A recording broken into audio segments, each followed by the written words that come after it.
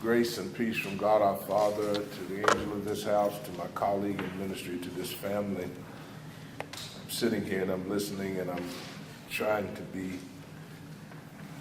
undercover, wiping tears, but I am full of mixed emotions because though he did not come from my loins, he served under me in our trustee ministry. He was my accountant for years. He chose to pick me and call me Dad. And so today I get a chance to meet my two grandsons, who I've heard so much about through all of your dad's struggles and his love for you. And I'm honored because when I grew up, folk were either aunties or uncles in the neighborhood, in the community. You had a father and a mother. But for a grown man, it kind of makes me feel a little old, to honor me, calling me Dad. Whether it was in Newark until he went to Florida, he would call. How you doing, Pop? If he had to come up to take care of some business, he would call. Come on, Pop, let's have dinner. I listened to all that you brothers have commended him for. I have a 17-year-old who he loved to death, and talked to her at her early age about getting her books and her grades together to make sure she would not be a burden, but that she would be a positive influence in the life in which she lived. My daughter sitting here, as they shared in our ministry for, I can't think of the years, but his excellence. Sometimes it was to the point I'd go by the office and I was treated with carte blanche, and he would just say to me, why? And she would say, why are you still there? There's so much more it seems you could do, because you just button your head. You ever get to a situation where it's like you button your head against the wall and you're putting your car forward, but all you're doing is bumping into the garage wall that won't go nowhere.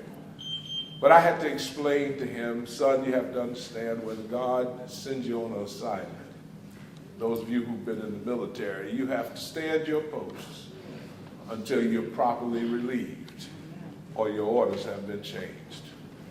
Because this whole walk that we have is not about us anyway.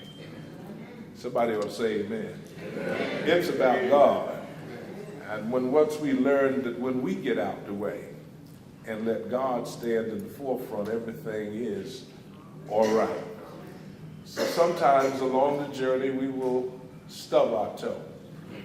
But if we're strong enough, we'll keep on playing anyhow. Every good fighter, every good ball player, every good athlete knows that I've got to sustain some pain in order to get the game.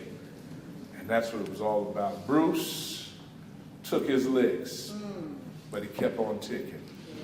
All that he went through, we shared, and I'm not going to get into a lot because I don't need to get into a lot. But all that I sat with him and shared with him and watched him accomplish and overcome. And then when he got to Knox, he was so proud.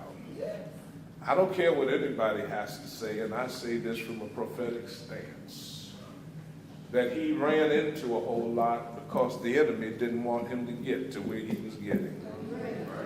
Because he knew that if he ever got as proficient as he chose to be in this work called ministry, that he would be a name that would have to be reckoned with in Christendom.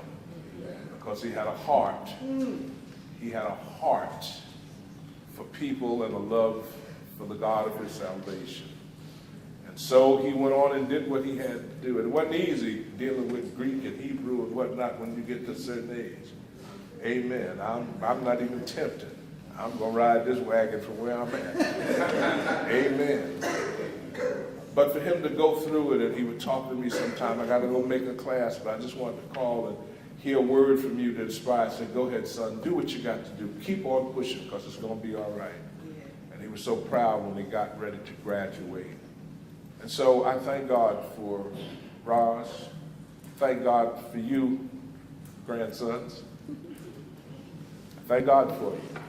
And I want to say something to you here. I looked at something I wrote down here real quick, and I'm going to be finished. He was on trust. He came to serve wherever he could. He stood at the door. I'd rather be a doorkeeper in the house of the Lord than to dwell in the tents of the wicked. That says a whole lot. Because some of us have degrees and titles, we won't step down. If I can't be up and be seen, I won't do anything. But Bruce A. Halstead was a humble individual wherever I can help you. And I remember one time it was raining cats and dogs. And I had an engagement out on Long Island. And one of my other young ministers, he came to the house and said, Dad, I'll go with you. And I never had to travel anywhere by myself. So I was always comfortable. They drove, and if he needed a car and I had one free, he would have. And I was ready to call the preacher and tell him, man, we can't come out there. There's too much water. We was running through rivers. But we went on anyway, and we made it. And we got there. It was a handful of folks, but you do what you got to do. And he said to me, but all that work we did, and it was only a handful. As the son, always remember something. You've got to preach to 10, just like you'd have to preach to 10,000. It's not in the numbers, but it's in your commitment to the cause. And if you always remember that, God will continue to bless you. Roz, to you young men, your dad was a great man. He is a great man. He always will be a great man. And I refuse to say goodbye. I'm just going to say good night. I'll see you in the morning.